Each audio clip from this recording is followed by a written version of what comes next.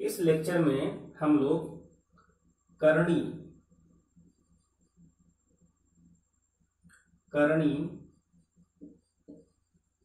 इसको इंग्लिश में सर्ट्स बोलते हैं। क्या बोलते हैं? सर्ट्स। करणी को सर्ट्स बोलते हैं। और ये लेक्चर कौन सा है हम लोगों का? डीएलएड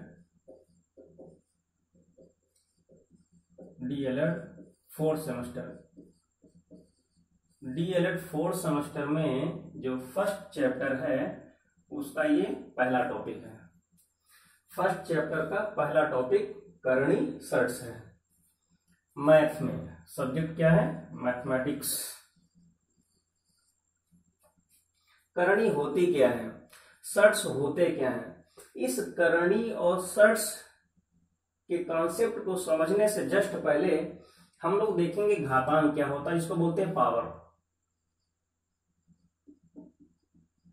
और इसी घातांक से ही इसका जो है जनरेशन हुआ है। ये जो घातांक के बाद ही ये वर्ड आया है करणी नाम की कोई एक चीज। अगर घातांक का अगर हमको फॉर्मेशन पता है, इसका स्वरूप पता है, और ये करणी को हम लोग बहुत पहले जूनियर लेवल में जो हम लोग पढ़ते चले आ रहे हैं 8वीं 9वीं में, वहीं से जो है करणी चली आ रही है। लेकिन वहां पे अंडरस्टैंडिंग की जो भी प्रॉब्लम होती हो, जो नहीं जो है प्रॉब्लम सॉल्व हुई है, वो यहाँ पे आई होप इस वीडियो में रिजॉल्व हो जाएगी। घातांक क्या होता है? घातांक जैसे कोई भी चीज अगर लिखी हुई है, जैसे सपोज दैट ये लिखा हुआ है x टू पावर n, ये क्या है? घात के रूप में लिखा है। ये क्या है? घातांक है। अब ये n क्या है? ये घात है। ये क्या है? इसी को बोलते हैं घातांक। जो घात की जगह पे जो वैल्यू लिखी हुई होती है, जैसे एक कोई इस तरीके से बना हुआ है बॉक्स और एक इस तरीके से बॉक्स बना हुआ है, तो यहां पे जो बॉक्स इसकी जगह पे जो वैल्यू आएगी, जो अंक आएगा, उसको बोलेंगे हम घातांक। क्या बोलेंगे? घातांक। और उसी की जो एक वैल्यू यहाँ पे होगी उसको बोलेंगे हम आधार बोल देंगे। यानी जिस पे भी वैल्यू रखी हुई है इसको घातांक और इसको आधार। तो इस तरीके से भी लिखा जा सकता है या ऐसे भी लिखा जा सकता है। दोनों को डिफरेंट कर दें, ये x कर दें, यहाँ पे y लिख दें।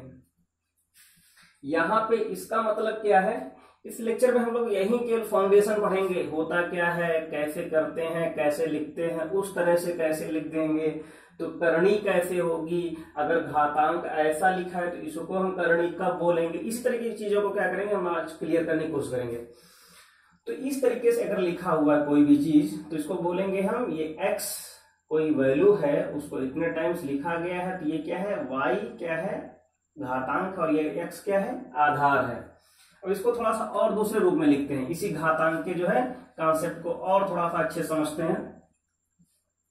जैसे कि सपोज दैट x को हमने क्या किया, 2 बार गुणा में लिखा, तो उसका मतलब क्या हो गया? सबसे पहले x है तो इसको क्या घात में लिख सकते हैं? x घात 1। क्या लिख सकते हैं? x घात 1 लिख सकते हैं। अगर इसी को हमने 2 टाइम्स लिख दिया तो इसको क्या बोलेंगे हम? x स्क्वायर लिखेंगे।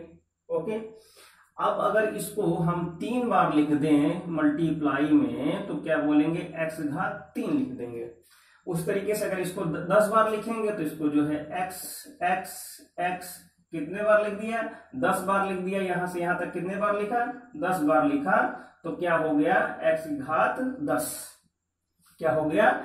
x की घात 10 हो गया। अब इसके बाद अगर इसी को अगर हम लोग लिख दें, x को कितने बार लिख दें? x इस तरीके से लिखते चले जाएं। कितने बार लिख दें? n बार लिख दें तो कितना हो जाएगा? x घात n हो जाएगा। क्या हो जाएगा? x घात n हो जाएगा। और इसको क्या लिख सकते हैं? अगर इसको हम क्या लिख दें कि x की घात को अगर हम लोग यहाँ पे x घात y टाइम्स लिख दें तो इसको बोलेंगे हम x घात y बोलेंगे। क्या बोलेंगे हम? x घात y बोलेंगे। उसी तरीके से अब यहाँ पे x घात y बोलेंगे। अब इसको और क्या लिख सकते हैं? अच्छा, ये है क्या क्या चीज? जैसे कि अगर ये लिखा हुआ है x घात n, ये लिखा है, क्या लिखा है x घात n। तो ये x क्या है, यहां पे फिलहाल ये क्या है, जितने बार लिखा गया, जरा ध्यान से देखना, यहां पे क्या है कि इसको हमने अगर इतने बार लिखा है, अगर हमने इसको इतने बार लिखा है y टाइम्स, तो किसी भी चीज को अगर हम टाइम्स लिखते हैं 2 बार 3 बार, तो यहाँ पे अगर ये y जो है, ये x y जो लिखी हुई है वो क्या है, एक पूर्णांक है, क्या है, पूर्णांक, क्या है, y क्या है, पूर्णांक है, और x कोई भी एक परिमेय संख्या है, x क्या है, परिमेय संख्या है, x क्या है, परिमेय संख्या है। ये कंडीशन, अब इसी चीज को ये जो y लिखी हुई थी ये पूर्णांक ना होकर के ये क्या हो जाए, एक परिमेय संख्या हो जाए, क्या हो जाए, एक परिमेय संख्या हो जाए, तो क्या होगा देखते हैं। तो क्या होगा, यहाँ पे कुछ कंडीशंस को हम लोग लिख लेते हैं। यहाँ पे इस तरीके से अगर हम लोग लिखें, जैसे कि अगर ये इस रूप में आ जाए, अगर यहाँ पे लिख दिया जाए x, तो यहाँ पे लिख दिया जाए n, ये इसको देखते हैं, ये क्या है, यहां पे अगर ये इस तरीके से लिखा जाए, अगर अच्छा सिंपली ऐसे लिख देने से हम लोग ये लिखा, ये क्या है, इसको हम बोल सकते हैं रूट x, क्या बोल सकते हैं, रूट x को हम लोग लिख क्या सकते हैं, घात में, x की घात क्या लिख सकते हैं, x की घात 1/2, क्या लिख सकते हैं, x की घात 1/2, ये लिख सकते हैं। अब अगर x घात 1/, इसको लिख सकते हैं, तो इसको कितना लिख सकते हैं, ये जरा इसको सोच के बताइए, इसको क्या लिख सकते हैं,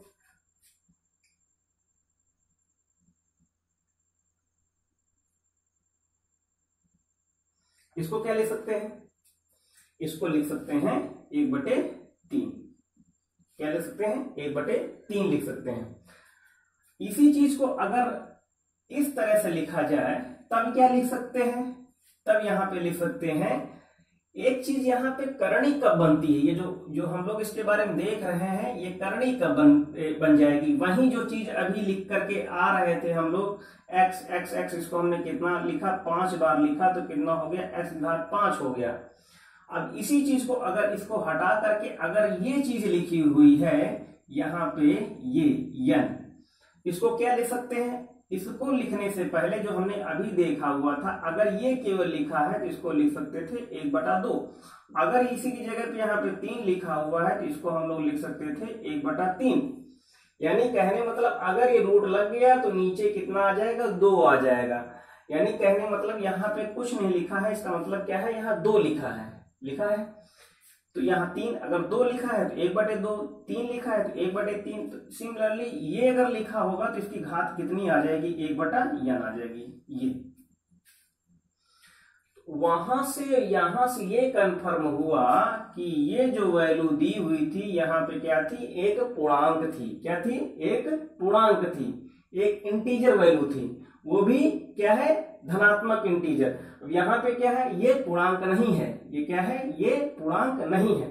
अब एक चीज, ये करणी हो कब सकती है, हमेशा याद रखना, करणी होने की कंडीशन से क्या होंगी, करणी, यहाँ पे जो चीज लिखी हुई है इसके करणी, यानी ये जो यहाँ पे इस रूप में लिखी है, ये जो वैल्यू लिखी हुई है, और यहाँ पे x लिखा हुआ है, यहाँ पे n, इसके करणी होने की शर्त क्या है, इसके करणी होने की शर्त क्या है, करणी आखिर कब होगी, ध्यान से देखना, करणी तब होगी जो यहाँ पे x लिखा हुआ है वो क्या हो, ये जो x है, x क्या हो, एक परिमेय संख्या हो, क्या हो, x परिमेय संख्या हो।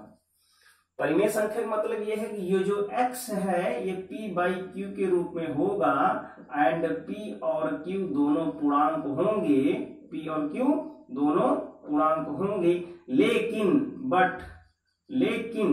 q 0 नहीं होगा।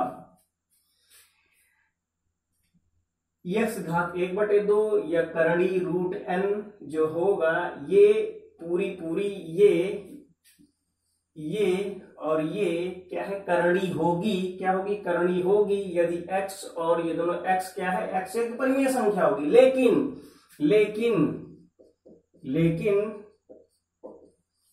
ये जो लिखा हुआ है इसकी जो वैल्यू होगी ये परिमेय संख्या नहीं होगा। ये परिमेय संख्या क्या है, नहीं होगी। बात समझ में आई। कोई भी अगर करणी है, कोई भी इस तरीके से रूट में कोई भी वैल्यू आती है या घातांक में कोई भी वैल्यू लिखी हुई है, घातांक में कोई भी मान घातांक में इस तरीके से लिखा हुआ है जो उसकी घात है, वो क्या है, घात है। वो किस में आ रही है, 1 बटे या 2 बटे 3 बटे 4 बटे 5 बटे 6 बटे कुछ भी हो, या 1 बटे n हो। क्या हो, 1 बटे n हो। कोई भी घात अगर इस तरीके, n क्या है, अब यहाँ पे n क्या है, n एक नेचुरल नंबर है या n एक पूर्णांक है। क्या है, पूर्णांक। नेचुरल नंबर क्यों कहते हैं, नेचुरल नंबर क्यों कहेंगे, क्योंकि जीरो नहीं होगा। जीरो हो जाएगा 1/0 तो इन्फिनिटी हो जाएगा। तो n क्या है, एक प्राकृतिक संख्या है। क्या है, इंटीजर या धनात्मक पूर्णांक है। जीरो को छोड़ करके कोई भी पूर्णांक है, ठीक। और निगेटिव होगा, निगेटिव इसलिए नहीं होगा, ये फिर से ऊपर चली जाएगी, पावर चली जाएगी, तो इसलिए क्या है, n एक प्राकृतिक संख्या होगी। n क्या है, एक प्राकृतिक संख्या। इस तरीके से है तो वो जो होगी वो क्या है, करणी तब कहलाएगी जब x क्या है, एक परिमेय संख्या हो और ये पूरी जो वैल्यू हो वो परिमेय संख्या ना हो, अर्थात वो अपरिमेय हो। जैसे ये लिखा हुआ है √2 में क्या है, 2 क्या है, परिमेय संख्या है। 2 क्या है, परिमेय संख्या है। लेकिन ये पूरी वैल्यू क्या है, परिमेय संख्या नहीं है। ये जो पूरी वैल्यू दी हुई है ये परिमेय संख्या नहीं है, क्या है, अपरिमेय है। ये है कंडीशन इसकी करणी होने की। तो कोई भी अगर इस रूप में लिखा हुआ है तो उसको हम करणी, जैसे एक क्वेश्चन है यहाँ पे, जैसे ये लिख दिया जाए, जैसे लिख दिया जाए रूट, ये लगा दिया जाए, फिर लिख दिया जाए 4, तो ये क्या है, ये करणी नहीं है। लेकिन √3 करणी है, √3 करणी है, लेकिन ये करणी नहीं है, क्योंकि अगर इसको हम सॉल्व करेंगे तो इसका मान 2 आ जाएगा। क्या आ जाएगा, 2। तो ये करणी नहीं है। ओके, तो इस तरह से कुछ क्वेश्चन को हम लोग सॉल्व कर लेते हैं, कुछ सिंप्लीफाई कर लेते हैं। जैसे उसको घातांक के रूप में लिखना है, क्वेश्चन है मैं लिख देता हूं और कुछ क्वेश्चन आप लोग सॉल्व कर लेना तो वो समझ में आ जाएगा। जैसे यहाँ पे लिखा हुआ है √7, यहाँ पे क्या लिखा है, √7। इसको घात में लिखना है तो बहुत सिंपल है, 7 की घात कितना हो जाएगा, 1/2। और एक और लिखा हुआ है इस तरीके से, इसको भी घात में लिखना है। यहाँ पे लिखा है 5, यहाँ पे लिखा है 3/7। इसको भी घात में लिखना है तो इसको कितना लिखेंगे हम, 3/7 की घात 1/5। यहाँ पर कुछ भी आएगा तो क्या हो जाएगा, 1 में कन्वर्ट हो जाएगा। और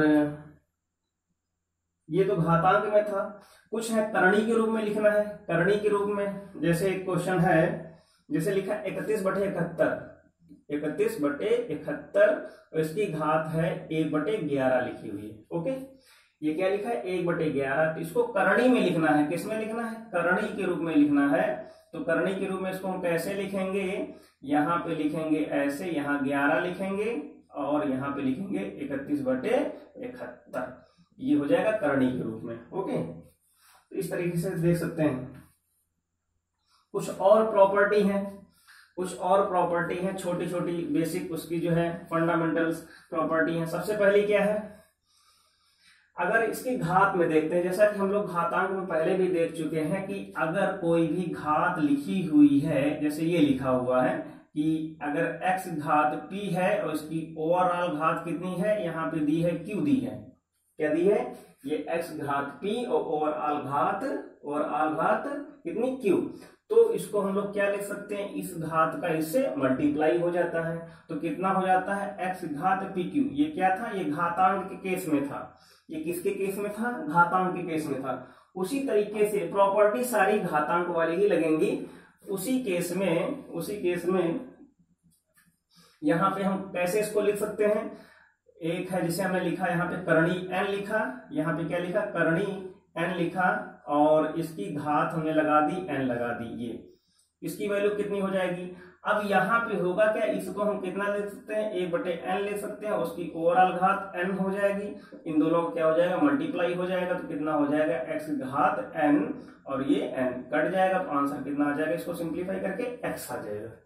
समझ में आया, कुछ नहीं करना, बस जो प्रॉपर्टी थी उसी प्रॉपर्टी को लगाते हुए हम लोग चले आए। ओके, और इसके बाद एक प्रॉपर्टी यहाँ पे ये लिखी हुई है, एक तो ये प्रॉपर्टी है, इसको हम लोग ने देख लिया। दूसरी प्रॉपर्टी है कि अगर ऐसा लिखा हुआ तो कैसा हो जाएगा, अगर यहाँ पे लिखा है, पहली करणी लिखी है P और यहाँ पे लिखा है N और दूसरी करणी क्या है N और ये लिखा है Q, और जब इस तरीके से दोनों समान करणियां हो, क्या है, दोनों समान करणियां हो, बस अंदर की वैल्यू जो है डिफरेंट डिफरेंट हो, तो होता क्या है कि ये रूट में ऐसे एक करणी बाहर n आ जाती है, यहाँ पे हो जाता है p हो जाता है q हो जाता है। ओके, यहाँ पर भी ये घातांक का ही यहाँ पर रूल लगा हुआ है, जैसे यहाँ वैसे यहाँ पर। तो घातांक में कैसे करते हैं, घातांक में कैसे करते हैं, यहाँ से तो ये इतना आ गया, घातांक में कैसे करते हैं, जैसे लिखा हुआ है x² और यहाँ पे लिखा हुआ है y², तो क्या करते हैं हम लोग, क्या करते हैं, x और y का होल स्क्वायर कर देते हैं, बिल्कुल वैसे किया। या इसको जनरल टर्म देख लें, x घात हमने लिखा p, x घात p एंड y की घात p, x घात p और y घात p, तो क्या लिख सकते हैं, x y की घात p। तो ये इस तरीके से इसको हम कर सकते हैं। समझ में आया। अब एक क्वेश्चन करते हैं, वहां से घाते बराबर करते हैं, और उसके बाद जो क्वेश्चन होंगे एक्सरसाइज के रूप में आप लोग कर लेना। एक क्वेश्चन है, करणियों की तुलना कैसे करेंगे, करणियों की तुलना, करणी की तुलना, तुलना मतलब है कि कौन सी छोटी है कौन सी बड़ी है। ओके, कौन सी छोटी है कौन सी बड़ी है, ये लिखा हुआ है, एक है 3 और यहाँ पे एक है तथा एक लिखी हुई है ये 4 और ये 5। ओके, ये लिखा हुआ, इनमें से कौन सी बड़ी है, इनमें से कौन सी बड़ी है या कौन सी छोटी है। तो यहाँ पे हम लोग करेंगे क्या, इसकी करणी कितनी है 4, इसकी करणी है क्या 3, ध्यान देना बहुत इजी है, इसकी करणी 4, इसकी करणी 3, और 3 और 4 का क्या किया हमने, लासा ले लिया। क्या ले लिया, लासा, एलसीएम, इसका 3 और 4 का एलसीएम लिया, तो कितना आ गया 12। बात समझ में आई, बात समझ में आई। अब यहाँ पे जो करणी लिखी हुई, जरा ध्यान से देखना, 3 है, तो 3 को हम लोग क्या लिख सकते हैं, 1/3। ओके, और इसको कितना लिख सकते हैं, इसको कितना लिख सकते हैं, 1/4। समझ में, तो जो भी लासा आया है तो उसको हम लोग क्या लिख सकते हैं, 1/12। ध्यान देना, एक बटे में आएगा, 1/3, 1/4, तो कितना आ गया 12, 1/12। अब हमको क्या करना है, यहाँ पे भी 12 बनाना है, तो क्या करेंगे, 4 से मल्टीप्लाई करेंगे, 4 से ऊपर मल्टीप्लाई करेंगे। ओके, यहाँ पर भी 12 बनाना है, तो यहाँ पे 3 से मल्टीप्लाई करेंगे, यहाँ पे 3 से मल्टीप्लाई करेंगे। कहने का मतलब ये है कि यहाँ पे जो 1/3 था उसको हमने लिखा 4/12। कितना लिखा हमने, 4/12। और यहाँ पे जो 1/4 था उसको हमने लिखा, हम लोगों ने लिखा 3/12। बात समझ में आई, समझ में आई। अब यहाँ पे क्या करेंगे, इतना लिखने के बाद सबसे पहले लासा लिया, फिर इतना लिखने के बाद क्या किया हमने, इसकी जगह पे हम लोग क्या लिख सकते हैं, इसकी जगह पे 4/12, तो इसकी जगह पे क्या लिख सकते हैं, यानी इसकी जो ऊपर पूरी जो ओवरऑल घात थी इसको हम लोगों ने क्या लिखा, 3 की घात 1/3 लिख दिया। ओके, इसको हमने कितना लिखा, 5 की घात 1/4 लिख दिया। अब यहाँ पे कितना लिखा हुआ था, 1/3, तो 4 से मल्टीप्लाई ऊपर किया, 4 से मल्टीप्लाई ऊपर किया। यहाँ पे कितना लिखा 5, कितना लिखा 1/4, तो यहाँ पे 3 से ऊपर नीचे मल्टीप्लाई किया, इस तरीके से हो गया। अब इसकी जगह पे कितना हो गया, ये हो गया 4/12 हो गया। यहाँ पे कितना हो गया, 5 की घात 3/12 हो गया। अब इसको कितना लिख सकते हैं, इसको हम कितना लिख सकते हैं, यहाँ पे लिखा 12 और यहाँ पे लिखा 3 की घात 4, अंदर यहाँ पे कितना लिखा, यहाँ पे लिखा 12, यहाँ पे कितना लिखा 5 की घात 3, इतना लिख लिया। बस इसी को देख करके सॉल्व कर देना है, तो ये हो जाएगा 3 की घात 4, इसका मतलब क्या हो गया, ये 3 घात 4 मतलब 81 हो गया, यानी कि यहाँ पे कितना हुआ 12 और ये हुआ 81, और इसके बाद कितना हुआ 12 और यहाँ पे कितना हुआ 125। तो इनमें से कौन सी बड़ी है? ऑब्वियसली ये बड़ी होगी, ये छोटी होगी। जो दूसरी वाली वैल्यू थी ये वाली इससे बड़ी हो जाएगी। ओके, तो इसको कितना लिख सकते हैं हम लोग? कितना लिख सकते हैं कि 4, ये जो करणी 4 और ये 5 है ग्रेटर देन 3 और ये 3। कुछ नहीं करना है, क्या करना है, जो दोनों की करणियां दी हुई है, अंदर करणी 3 है, ये करणी है, ये तो कितनी है 3 है कि 4 है, जितनी भी संख्याएं दी हुई होंगी उनका क्या करेंगे हम लोग एलसीएम निकालेंगे। एलसीएम निकालने के बाद उसको 1/में कर देंगे। एलसीएम को जितना भी आएगा 1/4 आए, 1/20 आए, 1/25 जितना भी आए, क्या करते हैं दोनों के एलसीएम को बराबर करते हैं, हर को बराबर करते हैं। जो ऊपर की जो वैल्यू होती है उसको करणी के अंदर ले जाते हैं, वहीं से कंपेयर कर देते हैं, तो वहीं से आंसर आ जाता है इस तरीके से। तो कुछ क्वेश्चन है, आप लोग ट्राई करना और फिर नेक्स्ट लेक्चर में हम लोग बात करते हैं।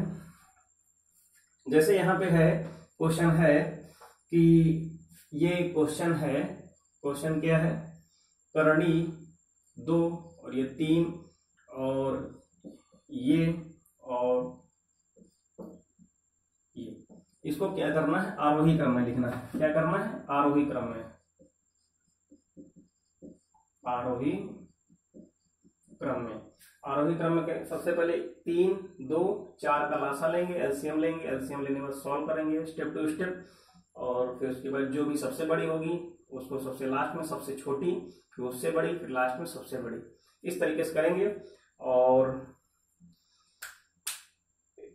स्टूडेंट आप लोगों से रिक्वेस्ट है कि आप लोग मेरे इस यूट्यूब चैनल को लाइक करें, सब्सक्राइब करें, शेयर करें, और कोई भी प्रॉब्लम हो, कोई भी डाउट्स हो उसको कमेंट बॉक्स में लिखें, और जिसको मैं बाद में रिजॉल्व करने की कोशिश करूंगा। Okay, thank you, take care.